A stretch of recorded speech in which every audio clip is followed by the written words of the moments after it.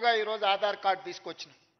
ఈరోజు భూమికి భూదారు తీసుకొస్తున్నాం. ఆధారు మనిషికి ఎట్లా గుర్తింపో భూమికి కూడా భూదారు నెంబర్ ఇచ్చి ప్రతి కమతానికి ఒక ప్రత్యేకమైన నెంబర్ ఇచ్చి ఆ భూమి యొక్క వివరాలన్నిటి కూడా అందులో పొందుపరిచే విధానాన్ని తెచ్చుకుందాం. ఇంత సాంకేతిక విప్లవం ఉన్నప్పుడు అదో పెద్ద సమస్యనా? ప్రతి భూమిని మెజర్మెంట్ చేసి సరిహద్దులు నిర్ణయించి ఇండ్ల ప్లాట్లకు చేస్తలేమా?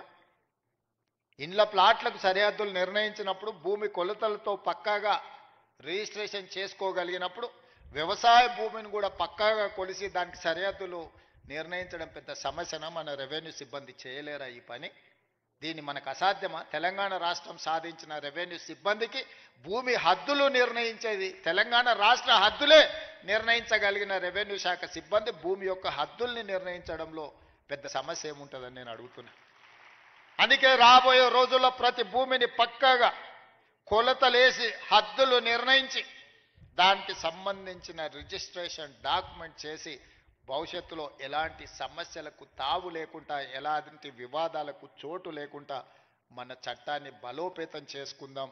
కొంతమంది వ్యక్తులు దురుద్దేశంతో ఈ రెవెన్యూ శాఖ మీద సృష్టించిన అపోహలను తొలగించుకునే బాధ్యత మన అందరి మీద ఉన్నది.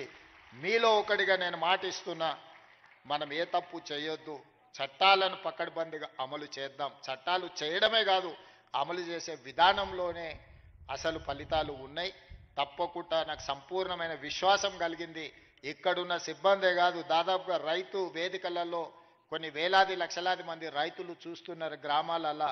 మళ్ళీ మనం ఏ గ్రామానికి వెళ్ళినా మనకు వాళ్ళు ఇంత భోజనం పెట్టి ఆ ఊర్లో ఉండే సమస్య చెప్పుకునే విధంగా మనల్ని రెవెన్యూ సిబ్బందిని రైతు బాంధవులు వచ్చిండ్రు మా సమస్యను పరిష్కరిస్తానని మనల్ని గౌరవించే విధంగా ఈరోజు మనం చర్యలు చేపట్టాలని, ఇంత ఆలస్యమైన ఇంత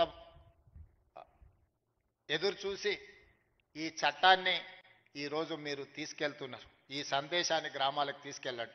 నేను కలెక్టర్లకు కూడా స్పష్టమైన ఆదేశాలు ఇస్తున్నా. ప్రతి మండలంలో మీరు పర్యటించవలసిందే.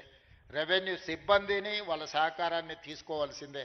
వాళ్ళందరూ కూడా గ్రామీణ స్థాయిలో క్షేత్రస్థాయిలో అనుభవం ఉన్నవాళ్ళు, అవగాహన ఉన్నవాళ్ళు, వాళ్ళందరితో కూడా సహకారం తీసుకొని ఈ చట్టాన్ని అమలు చేయవలసిందిగా కోరుకుంటూ మీ అందరి దగ్గర సెలవు తీసుకుంటున్నా. ధన్యవాదాలు మిత్రులారా.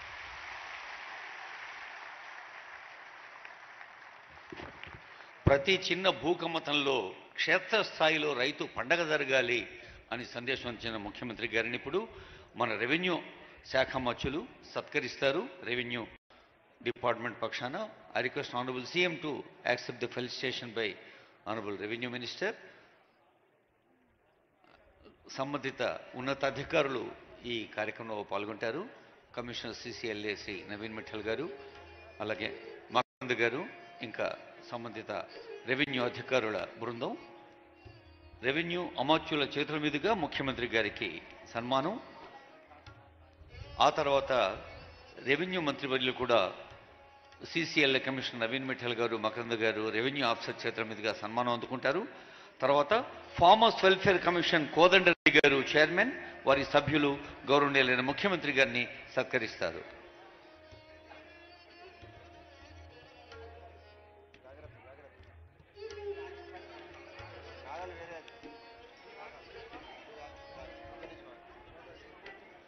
ప్రభుత్వ పాలనలో అత్యంత ప్రభావవంతమైన విభాగం రెవెన్యూ. ఈ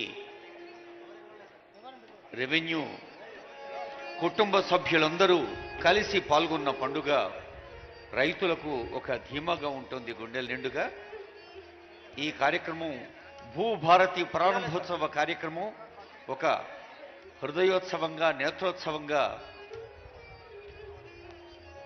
మలచేందుకు కృషి చేసిన ప్రతి ఒక్కరికి CCLA కమిషనర్ నవీన్ మిఠల్ గారు, డైరెక్టర్ మకరంద్ గారు, రెవెన్యూ మన రంగారెడ్డి జిల్లా కలెక్టర్ శ్రీ నారాయణ రెడ్డి గారు, అలాగే రెవెన్యూ కుటుంబ సభ్యులందరి పక్షాన ఆనరబుల్ సీఎం గారికి, డిప్యూటీ సీఎం గారికి, మండలి చైర్మన్ గారికి, శాసనసభ స్పీకర్ గారికి, honourable ministers, honourable MPs, MLCs, MLAs అందరికీ పేరు పేరున హృదయపూర్వక ధన్యవాదాలు. ప్రెస్ అండ్ ఎలక్ట్రానిక్ మీడియా వారికి ప్రత్యేక ధన్యవాదాలు. ముఖ్యంగా ప్రత్యక్ష ప్రసారం ద్వారా చూస్తున్న లక్షలాది మంది రైతులకు కూడా ప్రత్యేక ధన్యవాదాలు అందజేస్తుంది వేదిక.